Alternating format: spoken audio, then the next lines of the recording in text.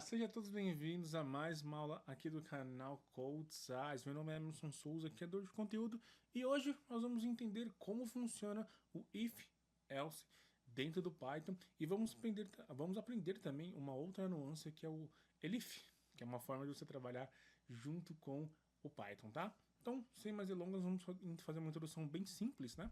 Vamos criar uma pastinha aqui, lembrando que nós vamos trabalhar com VS Code. Caso você queira trabalhar com outra configuração, não tem importância, tá?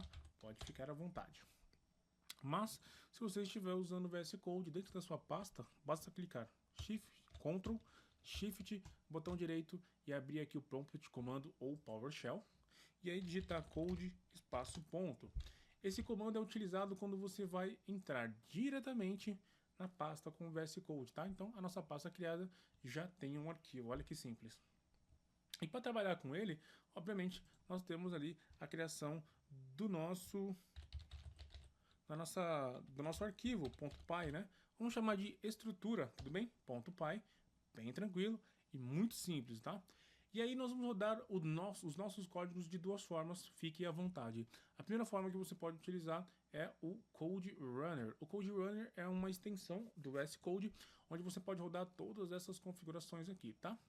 E aí para você rodar, depois que você baixa ele, basta você simplesmente colocar ali um print. Vamos colocar um print aqui para ficar mais visível. Vamos colocar o nosso famoso Olá Mundo, né? Vamos salvar e para rodar basta segurar Ctrl Alt N. Você vai ter ali o nosso Olá Mundo já rodado de uma forma bem simples, tá? Outra forma de você rodar, obviamente, é se você entrar aqui, ó. Se você fechar, vou fazer do zero, tá? Entra aqui em terminal, novo terminal, e você vai ter ali o comando. Aí você vai estar dentro do seu terminal, dentro da pasta que você está. Vamos digitar Python, para ele entender, e vamos colocar o nome do arquivo que queremos rodar, que é o nosso estrutura, tá? Então você tem que estar na pasta do seu arquivo, escrevê-lo corretamente, e aí Python, o nome do seu arquivo, e você dá o OK. Deixa eu ver se eu escrevi certo. Ah, mil perdão, eu já sei o que acontece ali, tá? Deixa eu limpar aqui, ó. Eu escrevi incorretamente. Estrutura, gente, olha só, tá? Então, ó, não se esqueça sempre de verificar o nome. Ó, então, o que nós temos aqui, ó? Estruta. Então, não vai. Eu vou colocar Python aqui, .py, e quando rodar, agora sim está correto, tudo bem? Muito bem. Já entendemos como podemos rodar o nosso código, tá? Eu, sinceramente, aconselho vocês sempre rodar dessa forma aqui. O Code Runner, ele vai se comportar muito bem quando você tem que fazer um output, tá? Porque ele consegue exportar o seu arquivo e mostrá-lo. Quando você precisa entrar com algum dado, que é um input, ele não vai funcionar. Ele só faz a saída do código, ele não aceita entrada no código, tudo bem? Então com o input ele não vai funcionar e já previno isso, então a gente vai começar dessa forma, tá? Já estamos com o nosso código rodando, isso é bem tranquilo. Vamos começar entendendo o nosso if, tá? Vou colocar aqui, ó, uma anotação. O if e o else, os dois são usados universalmente nas linguagens. Se você trabalhar com Python, com PHP, com Java, com C Sharp e outras linguagens que vão fazer esse tipo de estrutura, o if-else ele é usado, tudo bem? O que acontece é que algumas linguagens têm algumas particularidades. Vou mostrar, por exemplo. Se eu fizer um if aqui e perguntar se ele é true, colocar dois pontos, isso funciona, tudo bem? E aí eu posso fazer o else aqui e também fazer uma pergunta ou colocar um print aqui, né? Vamos colocar um print aqui para o nosso else e vou determinar o seguinte, ó, falso, você está incorreto, tudo bem? Deixa eu duplicar isso aqui, vou fazer isso aqui, por isso que ele está reclamando ali, tá? Muito bem, então percebe, ó, vamos salvar aqui, que temos algumas regras para trabalhar com o nosso querido if-else, tudo bem? Aqui ele vai entrar se for verdadeiro e aqui ele vai entrar se for falso, né? Só que em algumas linguagens você vai trabalhar dessa forma. Então essa forma aqui é a forma do Python. Deixa eu colocar aqui, ó, Python, tá? Vamos colocar aqui, ó, Python. Opa, eu tô apertando sem querer o botão. Muito bem. Se eu fosse trabalhar com outra linguagem, como por exemplo PHP, e fosse fazer um if-else, ele seria mais ou menos assim. If, ele teria que abrir aqui os colchetes, abrir chaves, e depois ele faria o else dessa forma. Dessa forma que é o if-else com PHP. Então você percebe que mesmo as linguagens trabalhando com if-else, a forma como ela é escrita tem algumas diferenças, tá?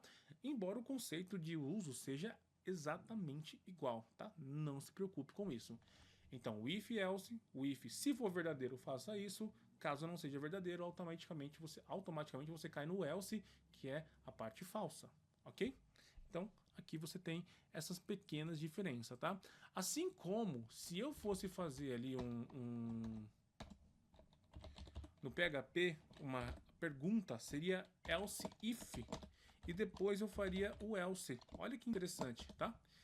Aqui no else, eu não faço uma pergunta para ele, para saber se ele é verdadeiro ou falso.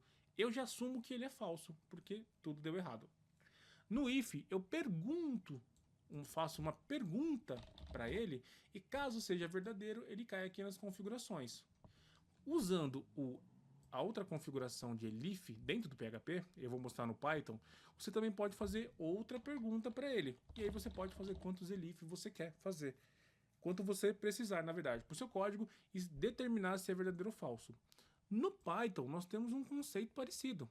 Só que ao invés de colocar ali um else if, ele chama esse cara aqui de, olha só, elif. Mas o conceito é igual de else if. Olha que interessante. E aí eu também posso fazer uma pergunta para ele, 2 pontos, e colocar um print ali, tá? Olha só, ele não deu erro. Então, as duas estruturas aqui são exatamente iguais, só que escrita de um pouquinho diferente, tá? Tem uma semântica ali diferente. Beleza, então vamos começar do princípio. Vamos fazer aqui o if-else com Python, então vou até fazer isso aqui, ó. E aí vamos descer aqui, tá? E vamos fazer uma pergunta muito simples para ele. Número. Criar uma variável chamada número, colocar um valor aqui qualquer de 12, e eu vou perguntar o seguinte, lá no if. Olha só, o número. Esse número aqui é igual a esse. O número, ele recebe 12, né? Então eu faço uma pergunta para ele. Esse número é maior que 20? Não, né? É falso. Por quê?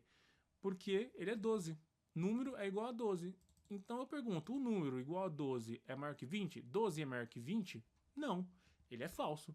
Se ele é falso, ele não entra no if. Ele vai automaticamente para o nosso else. E aí sim, ó, segurando o Shift, Alt, setinha para baixo, eu duplico essa linha.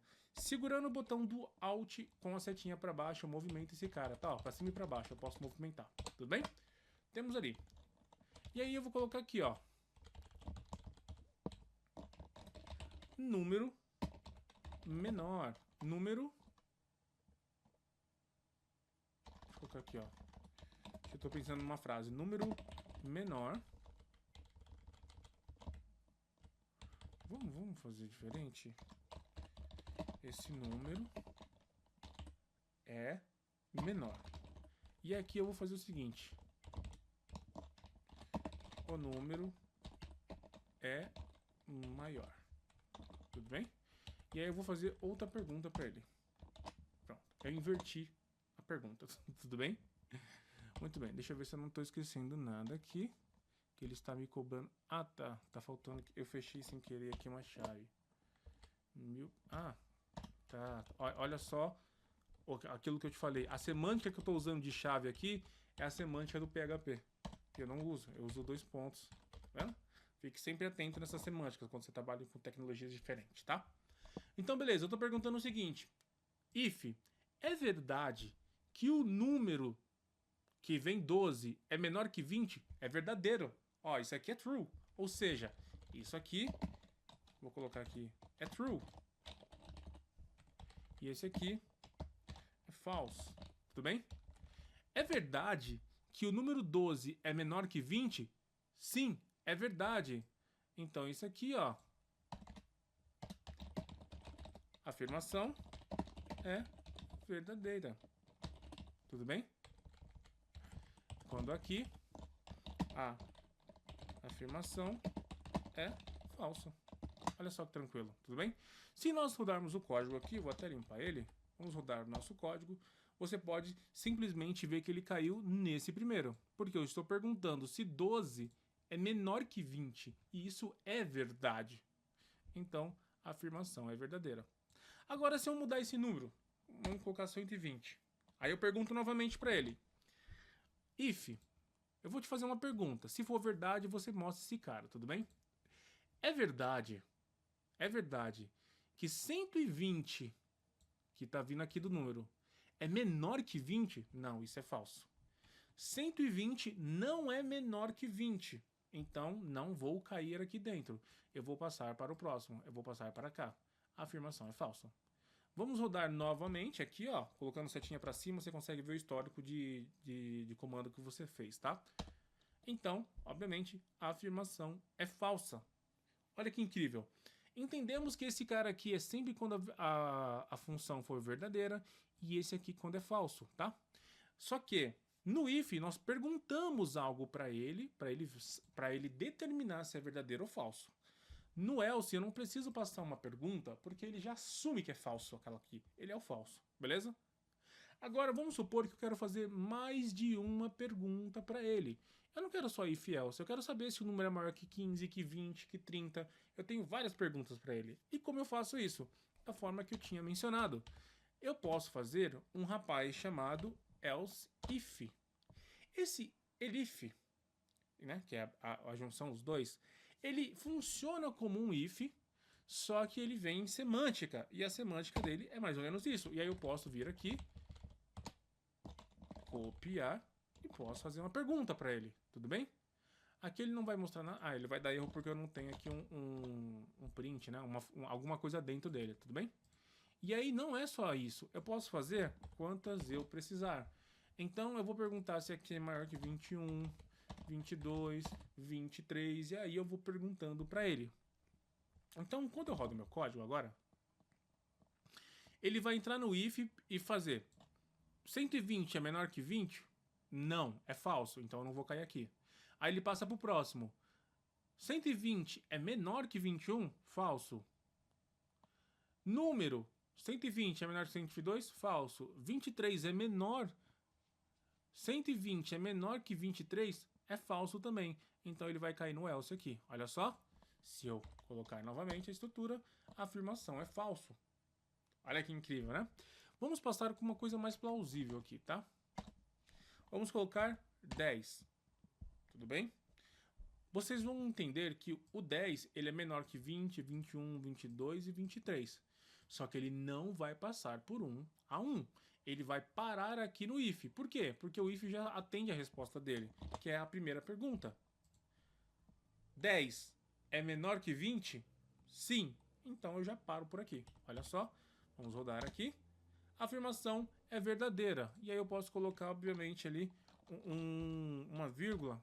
Vou colocar aqui, ó, número, para você ver qual número ele está caindo, tá? Vou copiar para todos. E aí eu vou perguntar aqui um a um para ele, ó. Tá? Então ele vai mostrar o número aqui. Vamos limpar essa situação. Vamos verificar novamente. E ele faz a pergunta ali, ó. A afirmação é verdadeira. 10. Ou seja, ele está mostrando esse número, tudo bem? E ele fala que 10 é menor que 20. E ele já cai aqui, tudo bem? E aí, obviamente, eu poderia dizer se... Fazer uma outra pergunta. Número é igual precisamente 21? Se eu colocar 21, ele vai cair aqui, ó. O que vocês acham? 21 é menor que 20? Não. Então ele passa daqui. Mas, número 21, esse aqui é 21 agora, hein? É igual precisamente a 21? Sim, é verdadeiro. Então você mostra ele aí pra gente, tudo bem? Vamos rodar o nosso código e você vai ver. A afirmação é verdadeira, 21, tudo bem? Quando das perguntas que você fez no if ou no elif satisfazer a sua pergunta e der verdadeiro, ele para a execução do código. Ele não fica executando, né? Muitas vezes ele vai executar linha por linha. E aí, quando ele executa todas as linhas, ele faz todas as configurações que você precisa. Nesse caso da estrutura if-else, você está perguntando uma resposta específica. Quando ele achar a resposta específica, ele para o código. Então, se você tiver 1000 perguntas e ele achar a resposta na primeira, ele para ali mesmo. Ele não roda os outros 1000. Você entendeu? Então, isso que é a estrutura de decisão. Ele não precisa repetir tudo. Ele não precisa passar por tudo. Na hora que ele encontra a resposta, ele para ali e executa a configuração que você desejou. Tudo bem? Então, você viu que eu posso perguntar se ele é menor, se ele é maior ou igual. É maior ou igual a 22? Sim. Então, ele vai cair aqui agora. Ó. Olha só. Vamos jogar aqui. Vou rodar o código. A afirmação é verdadeira, 22. Porque ele é maior ou igual. Não pode colocar igual ou maior, tá? Maior que 22 ou igual a 22. Ele é igual a 22. Então, eu estou fazendo duas perguntas em uma. E aí cai nessa resposta, tudo bem? E aí eu quero que vocês façam esse exercício aí, colocando outras configurações, como a idade de uma pessoa. Se ela tiver entre 10, de 0 a 10, a 12, é criança, como eu fiz com PHP lá. Se for de 12 para de 0 a 11, criança, de 12 a 17, adolescente, e 18 a 60, adulto. Então eu quero que vocês façam esse exercício, pratiquem bastante e deixem aqui nos comentários se ficou faltando alguma coisa que a gente não abordou nessa aula e que você gostaria que nós pudéssemos abordar em uma próxima aula, e a gente avalia e, se possível, nós trazemos para você, tudo bem? Então é isso, deixa um like aí, se inscreva no canal. Meu nome é Emerson Souza, criador de conteúdo, e vejo vocês na próxima aula. Até!